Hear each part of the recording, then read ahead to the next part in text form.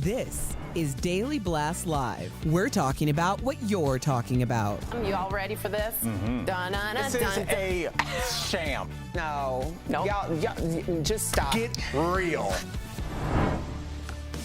Welcome to DBL. Hello, all three of you. Hey. Hello, all of you out there, which is more than three. That was Let's very hope. general, all three of you. All of you three. We wandered up here. That's right. It's good to see you. Lots of people, though, are talking about the first Republican presidential debate. 8 candidates took the stage in Milwaukee last night. And even though former President Trump decided to skip the debate, he was still a topic of conversation. When asked if they would support Trump, even if he was convicted of a crime, everyone raised their hands except Asa Hutchinson and Chris Christie, who had this to say. Whether or not you believe that the criminal charges are right or wrong, the conduct is beneath the office of President of the United States.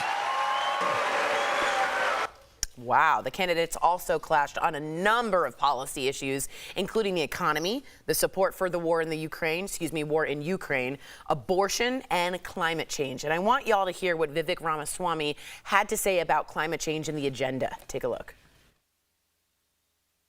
The only person on the stage who isn't bought and paid for, so I can say this. The climate change agenda is a hoax.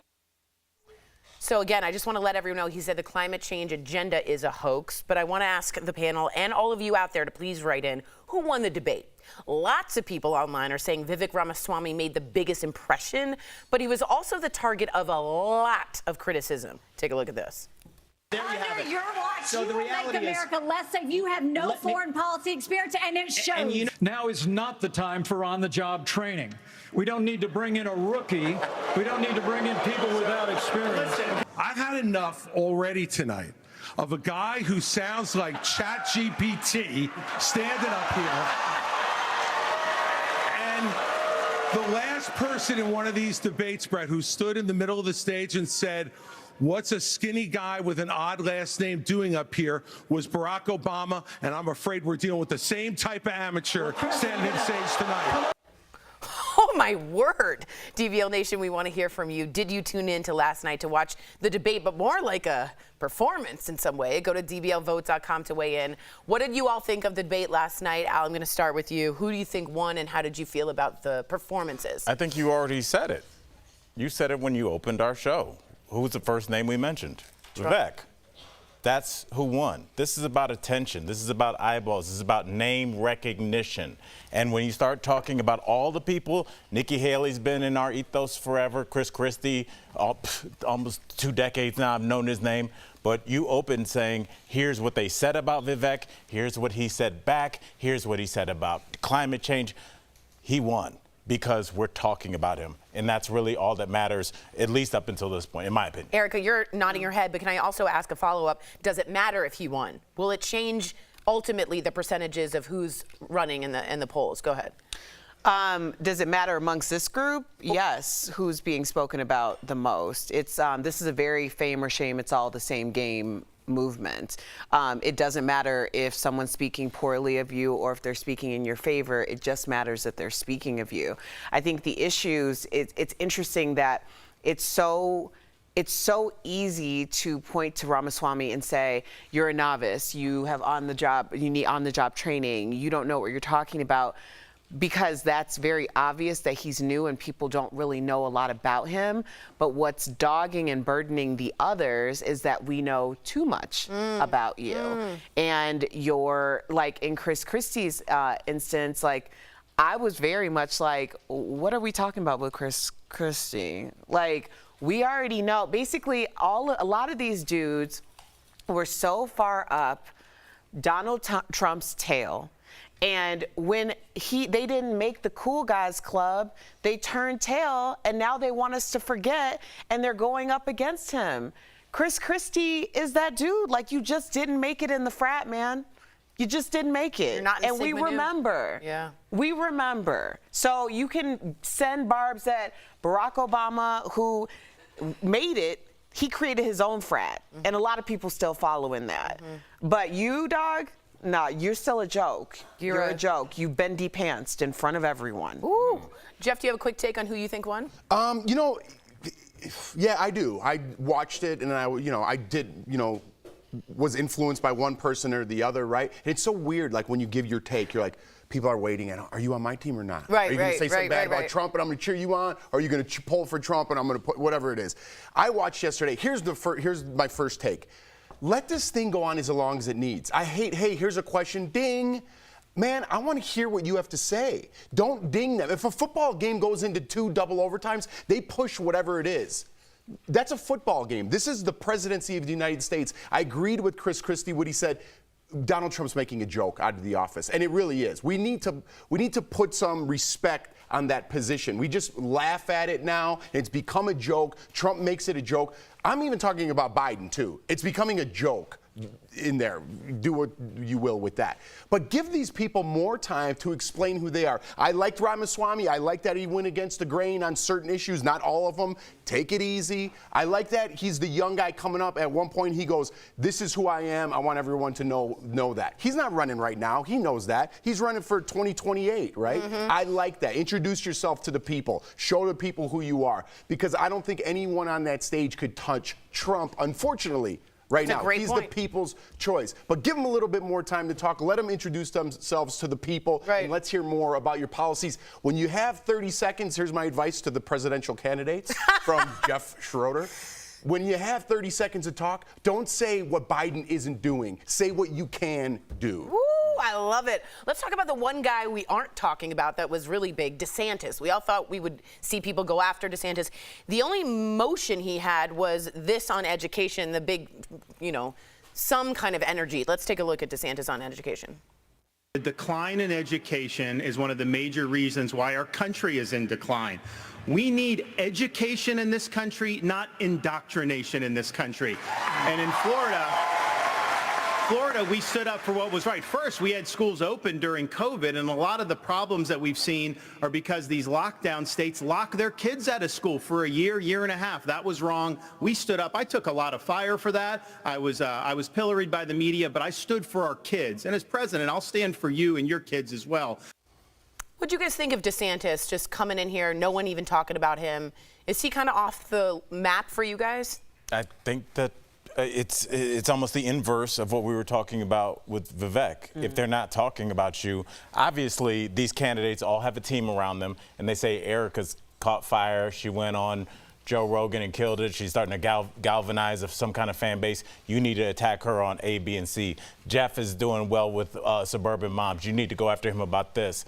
If my team isn't telling me to go after you, that means that professionals have looked around and said, you're not worth going after with time. And I think with DeSantis, I know I've had a lot of analogies like this, but DeSantis is a guy who's been able to preach to a choir. You're right. It's an echo chamber with him in Florida. That was so it's kind of like you're in a situation where you were like the cool kid in high school, and then you went to college, and people were like, oh, there's like, this is university life. Yeah, like, you're not that cool There's anymore. other schools of thought here. Exactly. I totally agree with you. All right, let's see what our audience thought, though. Did you tune in for the debate last night? No, 78% of you. Yes, 22% of you. Right into YouTube. We're going to have a chat. Tell me if there were fewer people on stage, like Jeff said, and there were more time, would you have tuned in?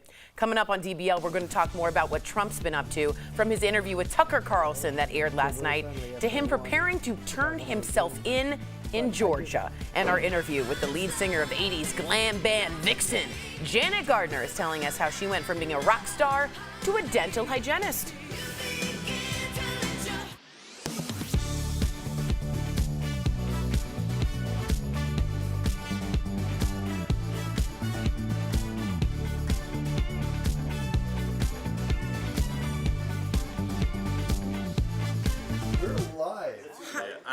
For my next analogy, I'm just kidding.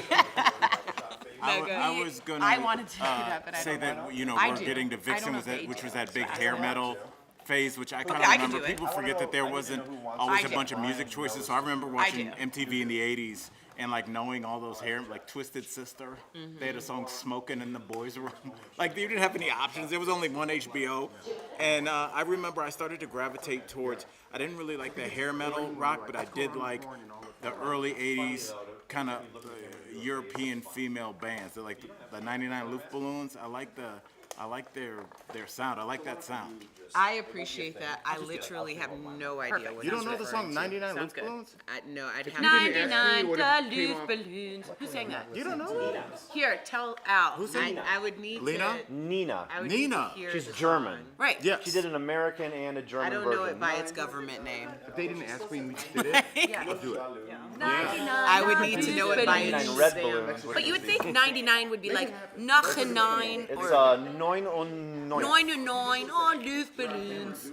I have a good accent, but I can't speak. I just have a good 1, 2, 3, accent. 4, 5, 6, 7, 8, 9. 99 is Chris, who else were like female-led bands in the 80s that Thanks, buddy. early 80s that weren't like hair metal?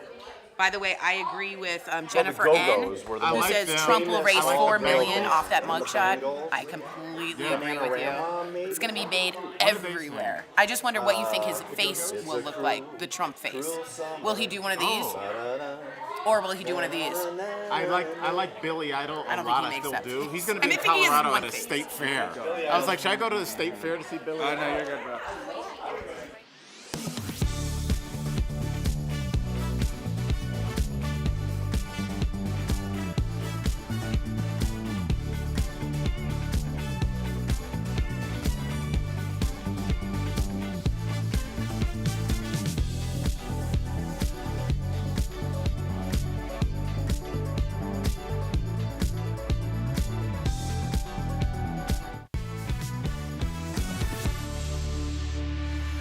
Welcome back to DBL. Former President Donald Trump had his own agenda. He released his sit-down interview with Tucker Carlson on X, which is formerly known as Twitter, last night, 5 minutes before the debate started. It's already racked up almost 200 million views. And later today, Trump is expected to turn himself in at an Atlanta jail. He is facing charges for his alleged efforts to overturn the 2020 election. A number of his co-defendants have already turned themselves in, including Rudy Giuliani. Here is the mugshot of Mr. Giuliani. He was released on a $150,000 bail. And here are the others, including Jenna Ellis, John Eastman, Sidney Powell, Ray Smith, and 4 others. So how do you think Trump's big day is going to go? And what about all these mugshots? Someone, Jennifer N, wrote in and said, these mugshots, if Trump does it, is going to make $4 million immediately. Yeah, but I know it's hard for us as a country to do, but can we not talk about Trump for a second and talk about all those other mugshots? I looked at those and I was like, those are just lives that are shattered. They made decisions as an adult. I don't even have a bleeding heart for them. But I mean, I really just look at, as somebody that has had somebody that they love go to jail, I think that we'll do this story and we'll move on to Sex and the City in about 20 minutes. What that does to a family, because of the foolish decisions, or maybe the decisions you stand by, all the people from January 6th, all the lives that have been catastrophically impacted by this, by a lie. Sometimes you have to just sit back in awe and just not even pass judgment, but just how did we get here? I think about all the Thanksgivings people are going to miss because of their own doing, and I wonder if they're going to ask themselves the same question, Erica. I appreciate you bringing the humanity to this conversation because honestly, and that's the reason why I really appreciate you doing that. I think the disconnect for most people is that people think that it's going to end with these mugshots, that there isn't going to be any real ramifications, that no one's going to see any real time. And I think that's why people are so disconnected from it. Now, if these people were less privileged, less represented by a contingency who wanted to make sure that they were not going to serve time, we would be having a different conversation. So I think your point of view is so important, but it's also something that only time will tell on, because everyone, myself included, is like, is anything really going to happen? Yes. That's where we are. Yes, when you've been indicted, they're gone. They indicted Al Capone. Like when an indictment, you see the panic. It's not like you're being arrested. You get arrested for public intoxication. They're gone. You're done. They have so many texts. My father used to say, when the FBI comes and you're indicted, they've already got 500 text messages. They got you on tape. They got Jeff flipping on you. These people are gone. We need to make that clear. Yeah, and I have to be very clear with you, too. Just to be honest, they were so public about it. Yes. They were so public that they left such a clear trail. There's no justification at all. I don't feel a lot of sympathy for a lot of these people. I think they got themselves into this mess themselves. We'll be right back. Yes, they're gone.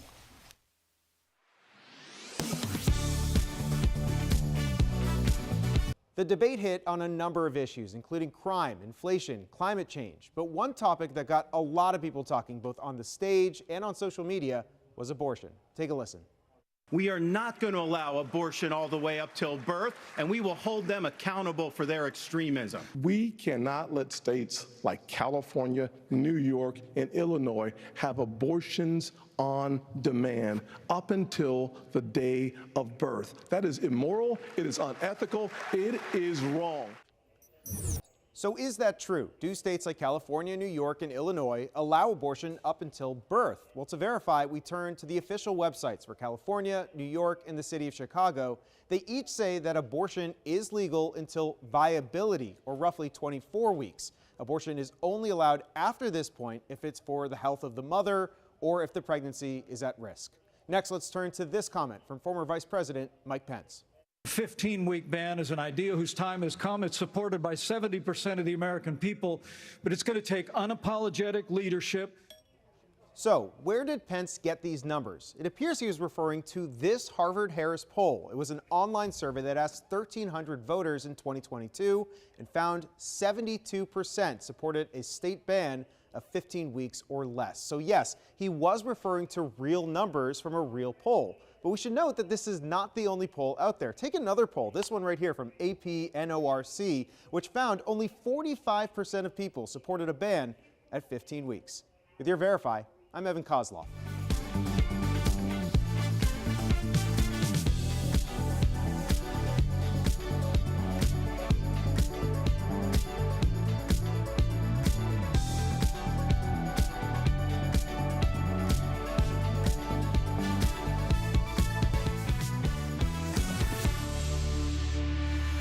Welcome back to DBL. Earlier, we caught up with Janet Gardner, lead singer of the iconic rock band Vixen. She told us all about her time in the legendary 80s music scene and caught us up on what she's doing now.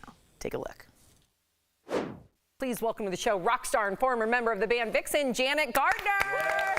Hi, guys. Good to see you. Love your show.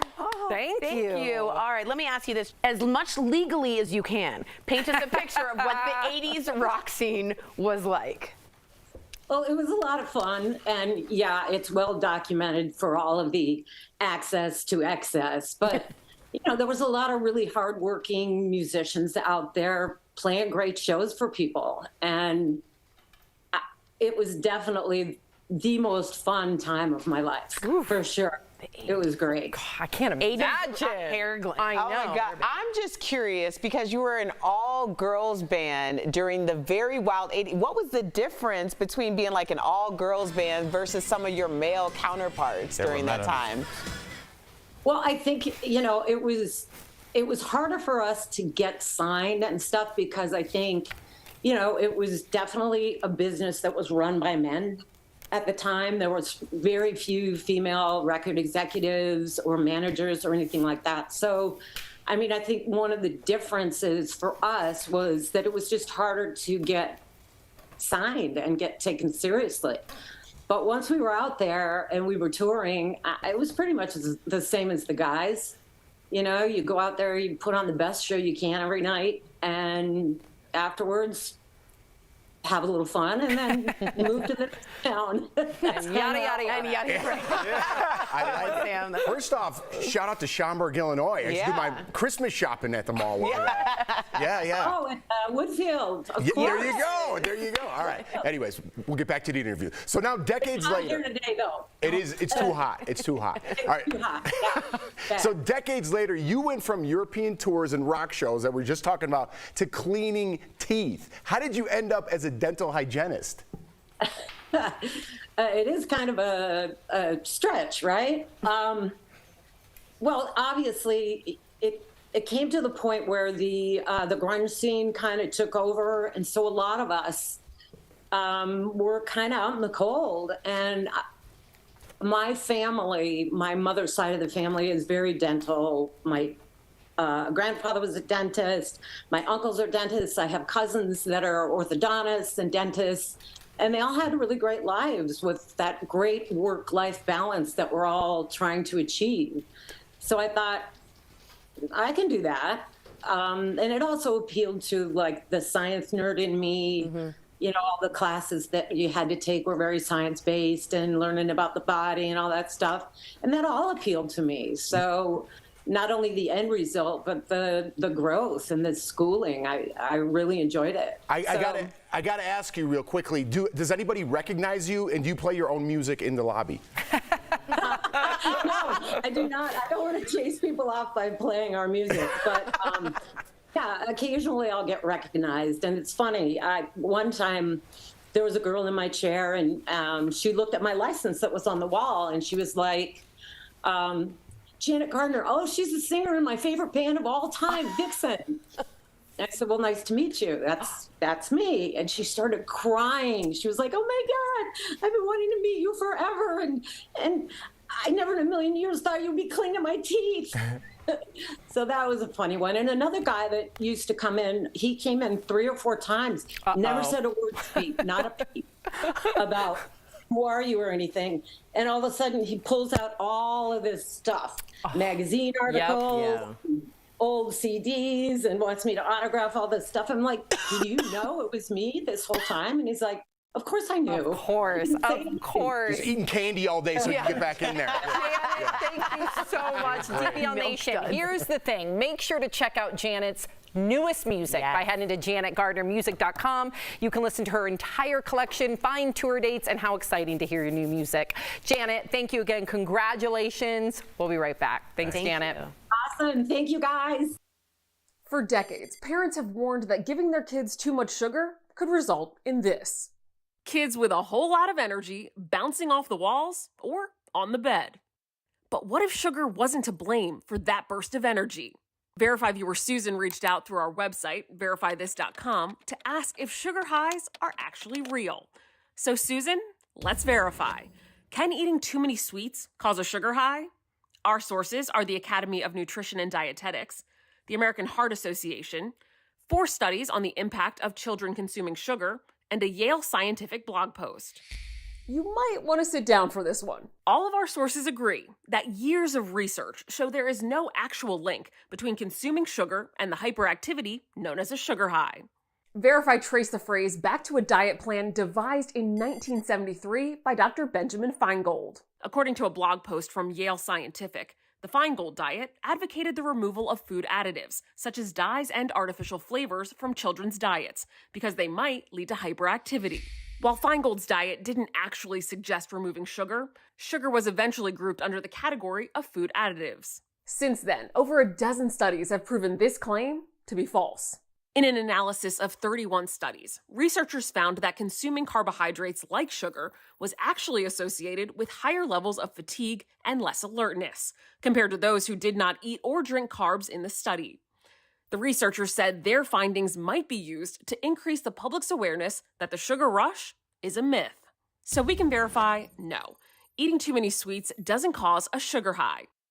The Academy of Nutrition and Dietetics said the environment the child is in, like a kid's birthday party, could be to blame for the hyperactive behavior, not the sugar itself. Still, that doesn't mean that kids can eat all the candy and cake they want. The American Heart Association says too much sugar can lead to serious health problems, including cardiovascular disease and diabetes. With your Verify, I'm Ariande Till.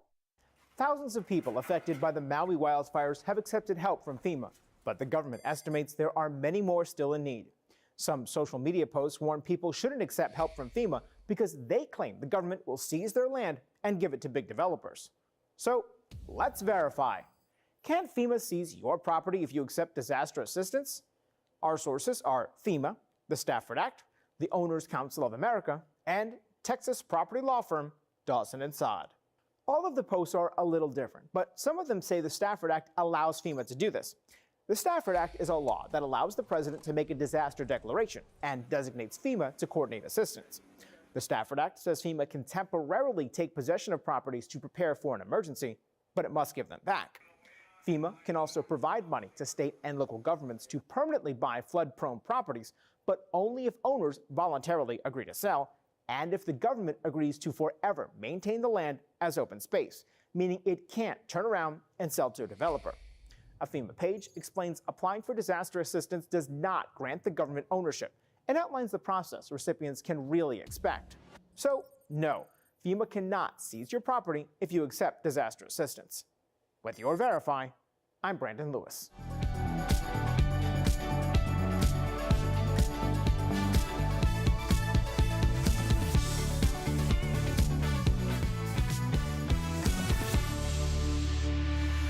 Welcome back. We got some great products from our friends at Morning Save. Check them out. Steph, what do you have for us today? Hi Tori, hey DBL Nation. We are super excited to show you the deals today. As ever, they're fabulous. Let's get shopping because first up today, we've got the Cuisinart 17-piece classic hammered stainless knife block set. Ooh. This deal includes a chef knife, a slicing knife, a santoku knife, a serrated utility knife, a paring knife, a bird's beak paring knife, 8 steak knives, kitchen shears, a knife block, and sharpening steel. So normally it's $189. That's what I thought it would be. We have it for $69.99. That's saving 63%. Next up is the Home EdX contouring back support with soothing heat. This deal includes 1 back support. Normally this is $65. We've got it for $19.99. That's saving 69%, Tori. We've got the Columbia Allergen Barrier Down Alternative Comforter. This deal includes 1 comforter available in twin, full, queen, and king sizes. Nice. So normally this is $130 to $230, depending on the size, obviously. We've got it for $29.99 to $39.99. That is saving up to 83%. And our last product today, it is the 2-pack 12 South Power Pick charging photo frames. This deal includes 2 charging photo frames available in black and white. And so these are normally $80, but we have a 2-pack for just $24. That's saving up to 85%. Head on over to morningsave.com to snag these amazing deals at the lowest prices, or you can even scan the QR code on screen. It will take you directly to these products on Morning Save's website. Thank you so much, Steph.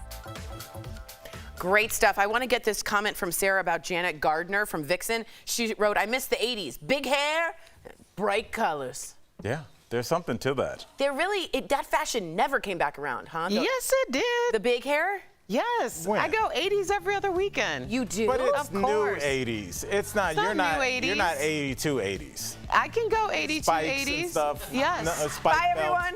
Sure. Yes.